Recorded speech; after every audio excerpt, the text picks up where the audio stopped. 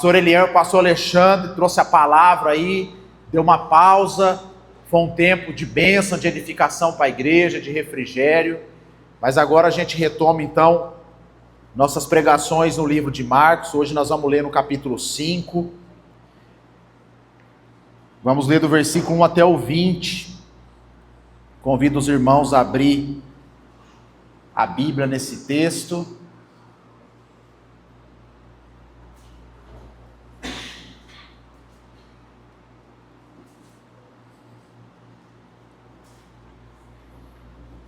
No último domingo que eu preguei sobre Marcos, antes das férias, nós falamos ali daquele texto que Jesus acalma a tempestade, né? Falamos acerca da nossa vida, quando a gente não tem o controle da situação e a gente precisa permanecer fiel e descansar no Senhor, que Ele tem o controle. E aquele texto, irmãos, vai falar de uma trajetória que Jesus está fazendo, né? Para passar para outra margem, né? Lá no versículo 35 do capítulo 4, fala que Jesus chamou os discípulos para passar para outra margem. E o capítulo 5 é a outra margem. Jesus chegou na outra margem. O que aconteceu do outro lado do rio, do outro lado do lago de Genezaré ou do mar da Galileia? Então hoje nós vamos descobrir aqui, nós vamos pensar nesse texto, o porquê foi tão importante Jesus passar para outra margem, enfrentar o que enfrentaram de tempestade para chegar nesse ambiente, para chegar nesse lugar. Então, o capítulo 5 aí é o destino da viagem ali, no qual os discípulos enfrentaram a tempestade. E a partir do versículo 1, que é uma continuação do texto, diz assim: entrementes chegaram a outra margem do mar, a terra dos Gerazenos ou Gadarenos, se a gente lê provavelmente em Mateus. Ao desembarcar, logo veio dos sepulcros ao seu encontro um homem possesso de espírito imundo, o qual vivia nos sepulcros, e nem mesmo com cadeias alguém podia prendê-lo, porque tendo sido muitas vezes preso com grilhões e cadeias, as cadeias foram quebradas por ele, e os grilhões despedaçados, e ninguém podia subjugá-lo. Andava sempre de noite e de dia, clamando por entre os sepulcros e pelos montes, ferindo-se com pedras. Quando de longe viu Jesus, correu e o adorou, exclamando com alta voz: que tenho eu contigo, Jesus, Filho do Deus Altíssimo? Conjuro-te por Deus que não me atormentes. Porque Jesus lhe dissera: espírito imundo, sai desse homem. E perguntou-lhe: qual é o teu nome? Respondeu ele: Legião é o meu nome, porque somos muitos.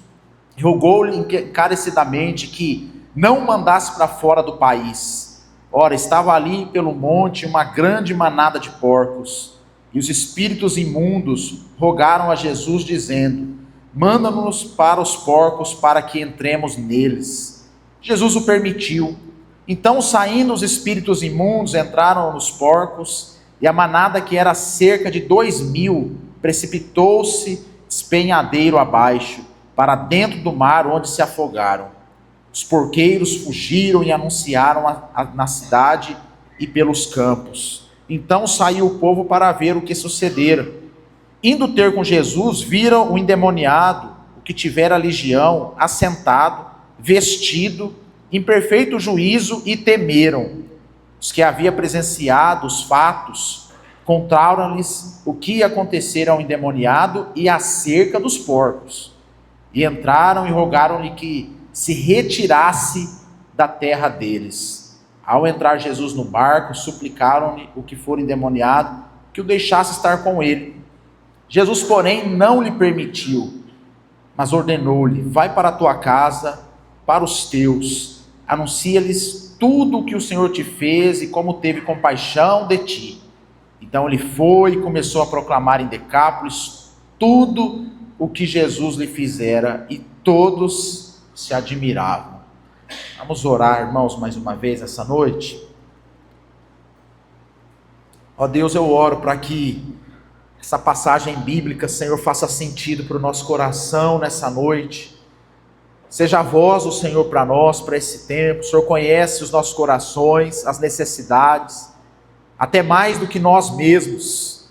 Oramos, ó Deus, para que o Senhor possa destrinchar o nosso coração, Ó Deus, examinar a nossa alma, a nossa história, e que a palavra do Senhor seja a norte, seja a vida, seja sopro de vida para cada um de nós nessa noite. Eu oro para que esses minutos no qual vamos meditar, explanar e conversar sobre o texto, seja, ó Deus, de profunda edificação, a tal ponto da gente sair daqui com uma conclusão, de que entramos de um jeito e estamos saindo de outro, porque o Senhor falou conosco. Oramos assim em nome de Jesus. Amém e amém, queridos. Tema dessa mensagem: a cidade de túmulos. A cidade de túmulos. Tema pesado, irmãos, temos tema forte. E por que esse tema? Quando eu estava estudando esse texto, eu percebi que o autor aqui do Evangelho, Marcos, ele faz questão, né, de ressaltar aqui por algumas vezes o ambiente da situação da história, que era o quê? O sepulcro, o cenário dessa região, né, dos gadarenos, né? A ênfase aqui era desse ambiente de sepulcro, de morte, de caverna, de escuridão.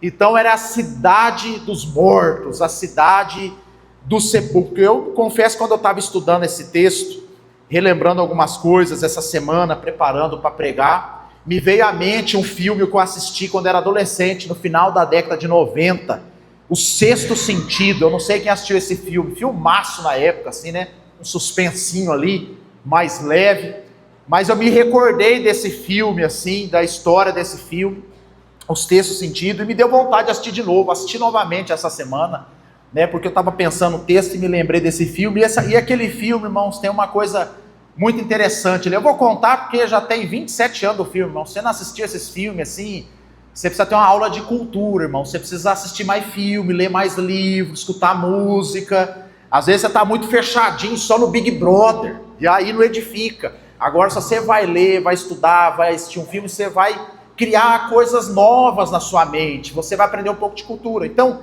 vou dar o spoiler porque é antigo. Se fosse novo, não ia falar, mas tem 27 anos, né, Francisco? Né? Quem não assistiu, provavelmente não vai assistir mais, né? Mas o filme, irmãos, é a história de um doutor ali, de um psicólogo renomado, né? Que é o Bruce Willis, o autor, né? E no filme o nome dele é Malcolm, né? O Dr. Malcolm. E ele é um psicólogo infantil, ele ajuda crianças a lidar com transtornos, com situações assim. E ali no filme tem uma criança, né? Que lida com algumas coisas que ninguém consegue compreender, né? Na dinâmica do filme. E esse doutor tem um papel de ajudar essa criança. Então o tempo todo está esse doutor e essa criança, ele ali, como se fosse uma consulta, né, de psicológica, e ali fazendo perguntas para a criança, usando ferramentas didáticas para que o menino se soltasse, falasse dos seus dilemas, dos seus problemas. E a questão toda é que o doutor, já no início do filme, ele é baleado, ele morreu. Só que ele não sabe que morreu, então ele está consultando achando que estava vivo, né? E ali a mãe não conseguia entender o menino, ninguém conseguia entender o menino. Aí o menino foi pegando confiança do doutor e falou assim: doutor, eu estou preparado para contar o meu segredo, o senhor pode me ouvir? Aí o doutor vai lá e: pode contar, eu vou te ouvir. Aí tem a cena emblemática que marcou a minha infância. O menino fala assim: eu vejo os mortos. Essa frase, irmãos, marcou a minha adolescência, esse filme. Eu vejo os mortos. Aí o doutor fala: com que frequência? O tempo todo. Elisete, você lembrou, né? E ali começa a dialogar então sobre essa confissão do menino, que o menino via os mortos, né? E o menino dava uma explicação para os mortos, né, sobre essa questão. E aí o menino falando para o doutor, falou assim: e esses mortos que eu vejo, eles não sabem que estão mortos, eles pensam que estão vivos, mas eles estão mortos. E o doutor era um desses, e até aquele momento não caiu a ficha dele que ele estava morto. Ele continuou consultando o menino como se ele estivesse vivo. Aí só no final do filme, né, que o menino dá uma dica para ele poder conversar com a esposa, que o doutor percebe que ele morreu, ele cai em si. Ele falou assim: eu estou morto, eu fui baleado. Eu estou vivendo na terra como se estivesse vivo, mas na verdade eu tive uma revelação, agora eu estou morto. E a partir dessa conclusão, dessa revelação, então ali o doutor Malcolm, ele teve paz no seu coração, para seguir ali provavelmente a sua jornada espiritual dentro da conjectura do filme. E ali então o coração dele pacificou, quando ele descobriu que ele estava morto no contato com esse menino. Irmãos, e o que esse filme tem a ver com esse texto? E por que lembrei desse filme quando estava estudando esse texto? Porque no texto aqui, irmãos, o texto faz menção do sepulcro. O texto traz uma ideia, uma inclinação para esse ambiente de morte. E quando Jesus fala para os discípulos, vamos para a outra margem, para ir para essa região dos Gadarenos, era uma região que não era uma região ali judaica, não era uma região da religião, era uma região que vivia em trevas. Então Jesus tinha um propósito de chegar com a luz para aquele lugar. Talvez alguns teólogos vão dizer que as tempestades, né, que aconteceu no meio do processo, foi Satanás se levantando, né, provavelmente querendo impedir a chegada de Jesus naquele lugar de morte, de trevas, né. Alguns vão direcionar esse texto para essa linha. Eu não tenho segurança para fazer essa afirmação, mas eu sei que houve obstáculos no processo para que Jesus chegasse até essa região de morte, de trevas. E lá, irmãos, quando Jesus ali, ele ancora o barco, ele desce, de imediato o texto fala que esse homem possesso chega até ele. E quando a gente vai lendo o texto mais assim, de forma crua, a gente acha que a ênfase do texto é o endemoniado. A gente acha que a ênfase do texto é esse rapaz possesso. Quando a gente vai ler em Mateus, vai falar que tinha dois. Tinha dois, e aqui Marcos fala que tem um. Aí, qual que é a ideia? Tem dois ou tem um? Tanto faz, porque não é essa a ênfase do texto. Se fosse essa a ênfase do texto, todos iam falar assim, tinha dois, era isso, isso, isso. Se Marcos, que escreve primeiro que Mateus, e Mateus provavelmente leu Marcos e colocou dois, e acho que Lucas deve ter falado de um ou dois também, não sei, não entraram assim num consenso, é porque isso, irmãos, não era o papel principal do texto. Não era trazer informação acerca do demônio que estava ali, preso, azucrinando a cidade. Sabe qual é o papel do demônio aqui, irmãos, desse homem possesso no texto? Apenas uma simbologia da vida espiritual daquela cidade, daquela região. O demônio é só o arquétipo, é só o protótipo, é só um modelo, é só algo exagerado, é uma sátira exagerada para dizer assim, olha como as pessoas estão vivendo. Porque a grande ênfase aqui do texto, irmãos, são os donos dos porcos, não é o possesso. O possesso na história aqui há uma descrição de como ele vivia, mas a transformação dele foi rápida e imediata. E ele seguiu a caminhada dele de evangelizar. Mas ali naquela cidade de sepulcro, havia muita gente morta que achava que estava viva. Como as pessoas do filme O Sexto Sentido. Andando, perambulando pelo mundo. Morto, baleado, doente, achando que estava vivo, querendo se relacionar com os vivos, mas no estado de morte. Então, queridos, em primeiro lugar que podemos aprender com essa história, a cidade dos túmulos. Em primeiro lugar, irmãos, o gadareno, ele é um símbolo da morte espiritual. Esse gadareno, irmãos, ele é o símbolo, ele revela a baixa espiritualidade daquela região. Ele já aparece de cara, como se fosse algo introdutório, para dizer assim, se você acha que eu estou ruim, dá uma olhada na turma aí. Então o gadareno, ele simboliza, irmãos, aquilo que Paulo escreveu em Efésios 2, que a gente leu no início.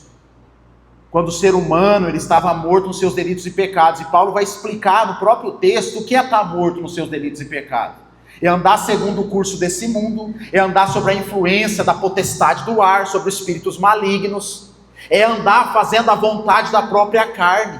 Então, gente que anda assim, segundo a Bíblia, segundo Paulo, segundo o texto bíblico, é o gadareno. É o gadareno. O gadareno simboliza essa vida sem Deus. Simboliza o que Adão e Eva assinou no jardim, quando eles aceitam ali essa proposta de Satanás de viver sem Deus, de querer ser igual a Deus, de querer uma autonomia, de querer viver de forma solitária, independente.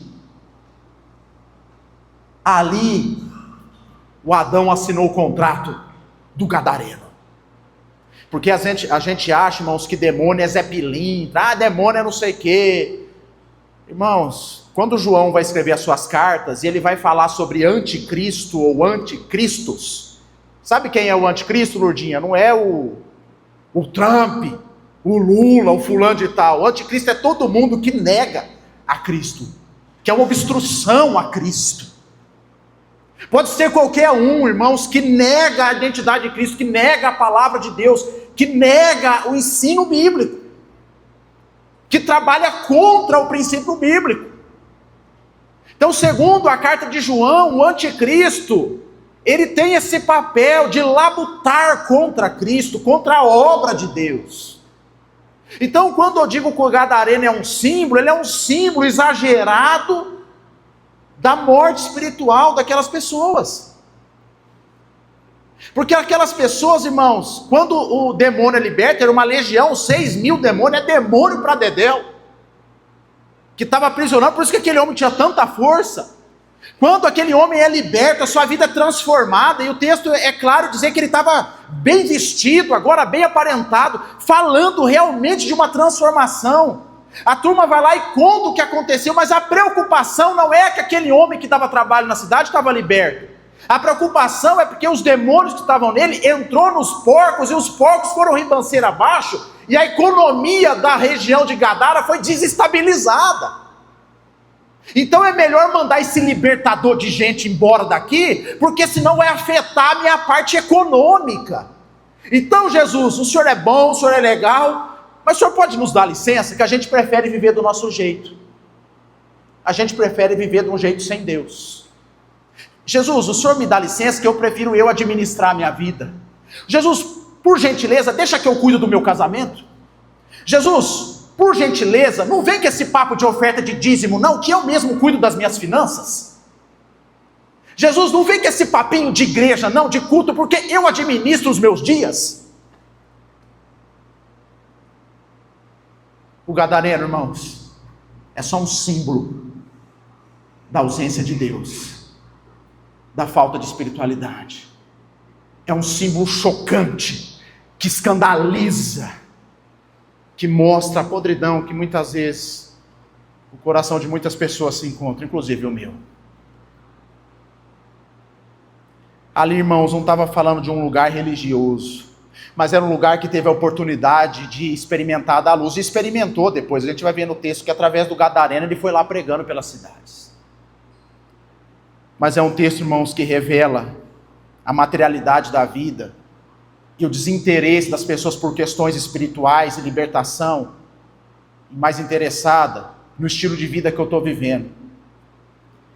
É como se fosse, irmãos, aqueles casamentos péssimos, sabe? Sim, mas enquanto o dinheiro está entrando, enquanto tem dinheiro para comprar a bolsa cara no shopping, enquanto tem dinheiro para viajar, ninguém trata o problema. Então é melhor, se não toca nesse assunto, não mexe com isso, vamos tocar para frente. Mas na hora que o demônio entrar nos porcos, na hora que o demônio entrar na conta bancária, na hora que você tirar um extrato bancário e ver que a conta está zero, vai evidenciar todos os dilemas da vida, seja de um casamento, de uma relação, que não foram tratadas, mas foram manipuladas, escondidas por uma questão econômica. E a gente vive nesse mundo, irmãos, em busca do capital o tempo todo, do ter. Eu não estou nem aí se eu sou, eu quero é ter. E eu que aprecio música, boa música, e quando eu faço uma análise das composições artísticas das décadas passadas e o que motivava a criação de uma canção, tinha mais a ver com o ser do que o ter. Falava de uma questão existencialista, falava de uma questão do que a pessoa estava experimentando, uma perspectiva de mundo relacional, e baseado naquele sentimento, seja um sentimento triste ou feliz, aqueles homens compunham, aquelas mulheres compunham aquelas canções, que se tornaram músicas históricas e boas. Hoje, a indústria da música é ganhar dinheiro. Então, lá em Limeira, acho que um só mora lá, mas teve uma época que morou os dois, a Edson e o Hudson. A turma do sertanejo sabe quem que é, né? O Hudson, eu encontrava ele em Limeira, nos barzinhos lá. O Hudson é roqueiro. E aí eu tinha um amigo em comum com o Hudson. Meu amigo era amigo do Hudson, então esse amigo dialogava com o Hudson. da dupla Edson e Hudson. Mas o Hudson falou assim, eu sou roqueiro, eu gosto de tocar rock, queria tocar rock. Mas hoje, nos anos 2000, começo dos anos 2000, tocar rock não dava dinheiro no Brasil, mas sertanejo dá. Então o Hudson fazia show sertanejo para ganhar dinheiro, mas durante quinta-feira ele estava no bar da montanha com a guitarra dele tocando rock, feliz na vida. Mas eu vou fazer música para ganhar dinheiro. Isso é o símbolo, irmãos, da nossa geração. Hoje as pessoas não estão mais interessadas em ser alguém, mas é ter alguma coisa. E o ter não tem só a ver com questões econômicas, mas talvez com questões aparentes, estéticas. Então eu preciso mostrar, eu preciso que as pessoas percebam quem eu sou, do que ser de fato. E isso aqui, irmãos, o gadareno, ele escandaliza o nosso coração, porque ele era o menor dos problemas daquela região, porque o problema do gadareno foi resolvido, sabe como, Mateus? Sai em nome de Jesus. Mas os demônios do coração capitalista, materialista, dos donos de porcos, não saiu em nome de Jesus, pelo contrário, sai Jesus daqui em meu nome. Quem sai é Jesus, não sou eu. É o estado que a gente vive, irmãos. Então, queridos, cidade dos sepulcros, o sexto sentido, o menino que conversava com os mortos, ele via as pessoas andando pela cidade, mortas, mas achando que estavam vivas. Precisava cair em si.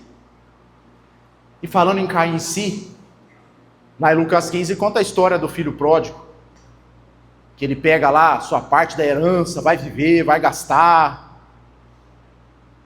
e fala de porco também, que ele foi parar, foi logo no porco. Por isso que eu falo, negócio de Palmeiras, ó, Alexandre, você toma cuidado, meu irmão, você toma cuidado com isso aí. Negócio de porco sempre faz referência demoníaca na Bíblia, com coisa ruim. Viu, Francisco? Brincadeira, para ficar mais leve a pregação. Depois nós voltamos pro tom aqui. Mas lá em Lucas 15, fala que aquele homem saiu de casa porque ele queria o quê, Camila? Grana. Queria viver a vida sem Deus, longe do Pai. Eu não preciso de um pastor pastoreando meu coração, não preciso de Deus, de Pai, eu sou autônomo, eu quero a minha grana, eu vou viver a minha história, a minha vida, eu não quero palpite de ninguém na minha vida, eu não quero ninguém se intrometer na minha história, quem manda na minha vida sou eu. Foi viver. O texto fala que ele foi trabalhar cuidando de porcos, e ele desejava comer a comida dos porcos. Mas tem um versículo ali, irmãos, não sei se é Lucas 15, 14...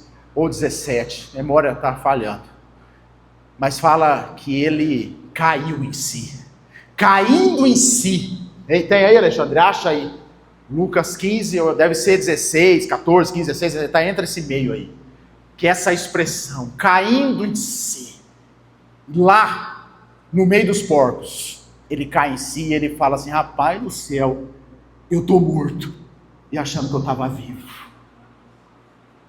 Lucas 15, vai do 14 até o 17 que está no meio. Ele cai em si, sabe que a primeira coisa, Melissa, que ele faz quando cai em si? Ele se arrepende, fala assim, que burrada que eu fiz na minha vida. 17, então caindo em si disse, quantos trabalhadores tem no meu pai, tem pão com fartura, e eu aqui morro de fome. Pode ir para o outro, aí é o versículo mais bonito da Bíblia, quer ver? Pula para o próximo. Nessa versão, olha que coisa linda, levantar-me-ei e irei ter com meu pai, e lhe direi, pai, pequei contra o céu e diante de ti. Isso aqui é o doutor que estava morto e falou assim, eu estou morto, agora eu caí em si, eu preciso me levantar. É o gadareno que foi ali exposto diante da sua transgressão, diante do seu pecado, diante dos seus demônios, e foi liberto. E alguém, irmãos, que entendeu que possessão demoníaca vai além de gente tribuchar para o chão, mas tem a ver com motivação, com mentalidade, com aquilo que o nosso coração está inclinado, tem aquilo que está sempre acima de Deus, e Deus não divide, irmãos, as coisas dele, glória a dele, ou é de Deus ou não é de Deus. Certa feita Jesus estava lá pregando, aí tinha uma turma também pregando de Jesus lá, os discípulos chegou e falou, ó, tem a turma aí também que está pregando.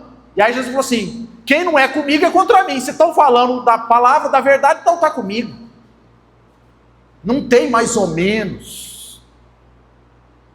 Então, irmãos, a gente precisa olhar para um texto como esse e fazer um exame do nosso coração. Talvez ninguém aqui é como o gadareno, hoje está todo mundo aqui arrumado, né? Todo mundo veio para a igreja e tal, mas talvez eu sou o dono dos porcos, que ao invés de permitir Jesus repelir os demônios da minha vida, eu que estou expulsando Jesus da minha história. Sai daqui, porque se Jesus estiver aqui vai complicar a minha vida, vai estragar o meu jeito de ser.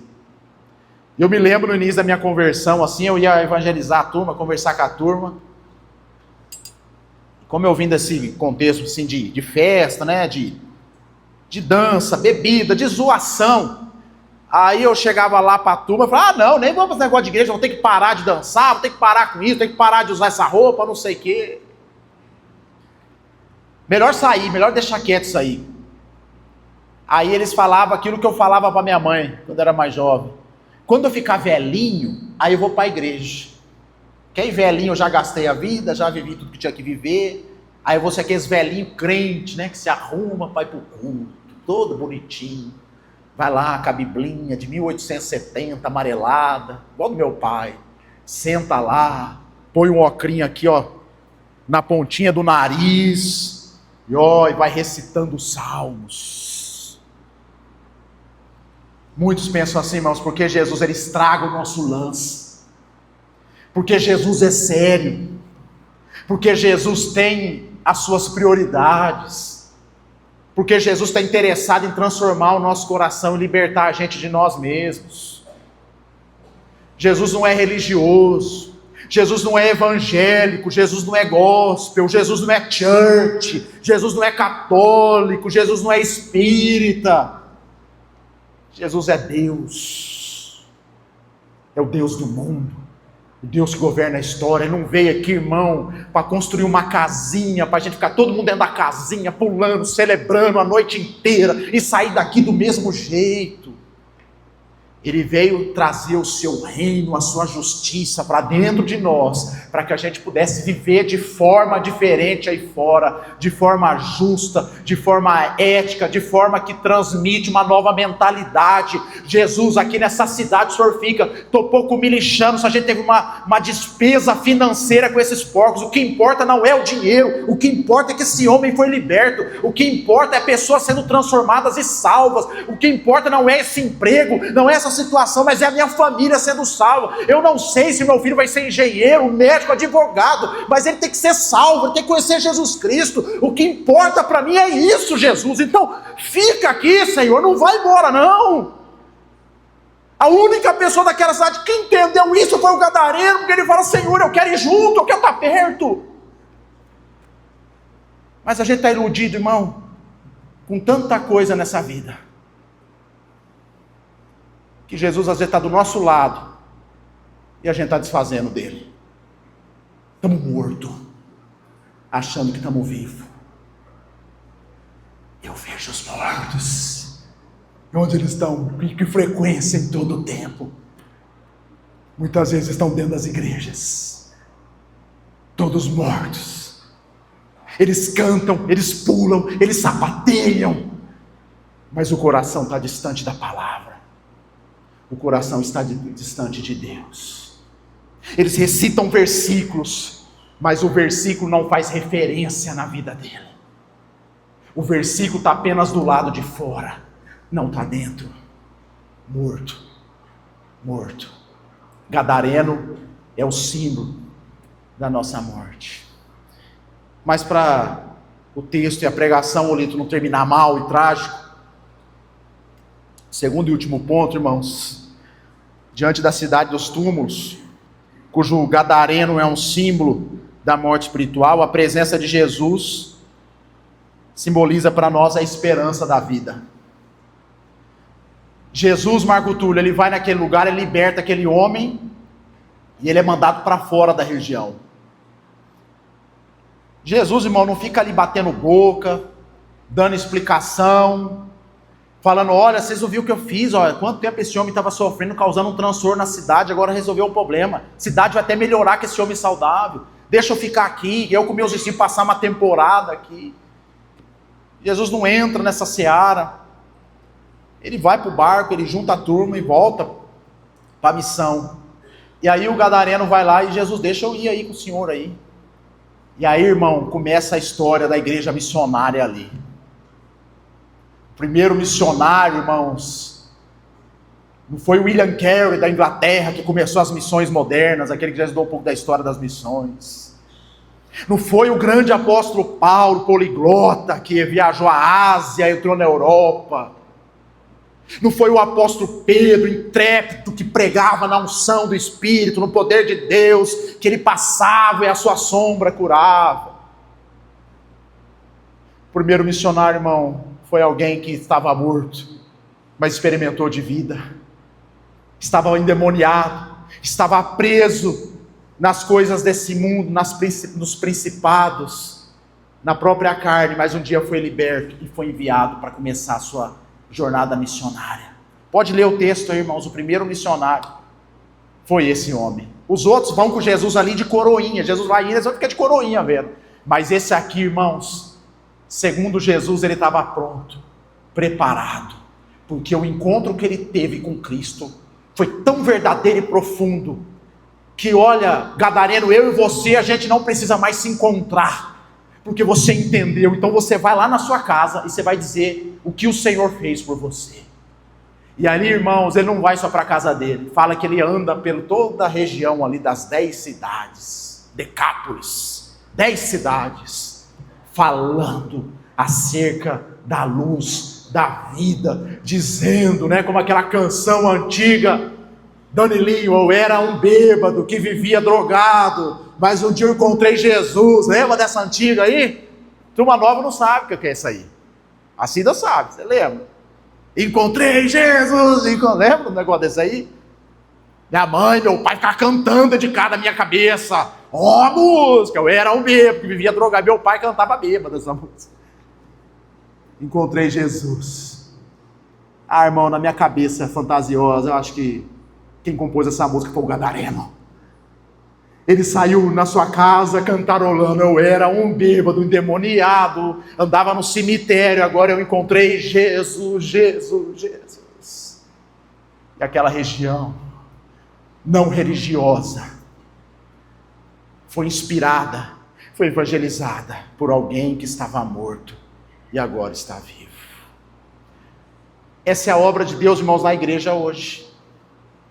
Jesus não vem aqui, Pedro, fisicamente aqui, mas ele deixou os seus discípulos, que já foram libertos, que já foram alcançados, que foram salvos, segundo Paulo em Efésios 2, foram chamados para as boas obras que de antemão Deus preparou para cada um de nós. Então a esperança, irmãos, para um mundo caído, a esperança para uma cidade de cemitério, uma cidade de sepulcro, de túmulo, é a manifestação dos filhos de Deus, que até a natureza aguarda de forma ardente essa manifestação. Então nós precisamos nos manifestar como pessoas libertas e salvas em nome de Jesus.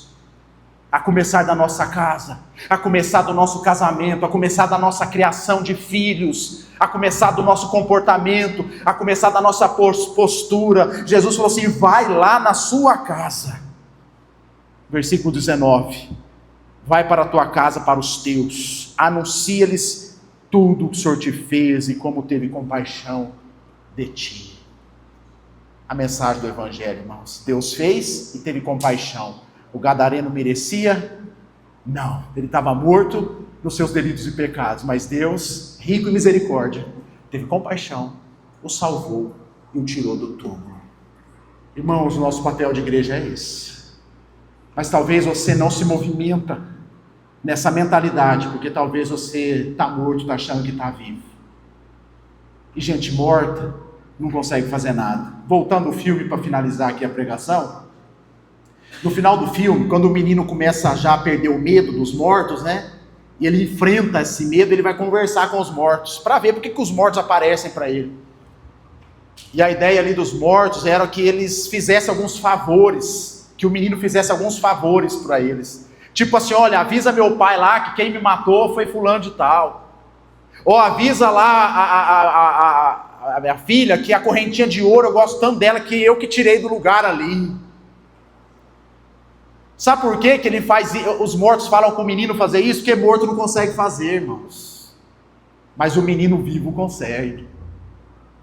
Então, irmãos, Jesus é isso que ele veio trazer para a nossa vida. Quando a gente está morto espiritualmente, a gente não produz nada.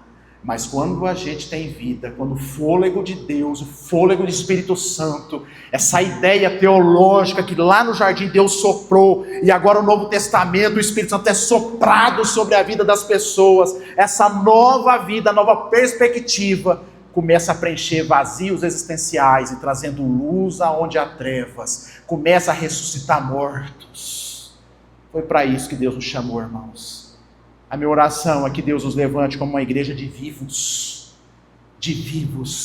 e que o gadareno seja apenas um lembrete do nosso passado, como Efésios 2, que traz o verbo ali no plural, na primeira pessoa do plural, no passado. Nós éramos. Quem que você era? Eu era gadareno, agora eu sou missionário nas mãos do Senhor. Porque Ele continua sendo bom na minha vida, no meu coração, na minha história, me salvando e me libertando. Que Deus te abençoe, que Deus te fortaleça e que Deus produza a vida dentro de você nessa noite, em nome de Jesus. Vamos orar, irmãos.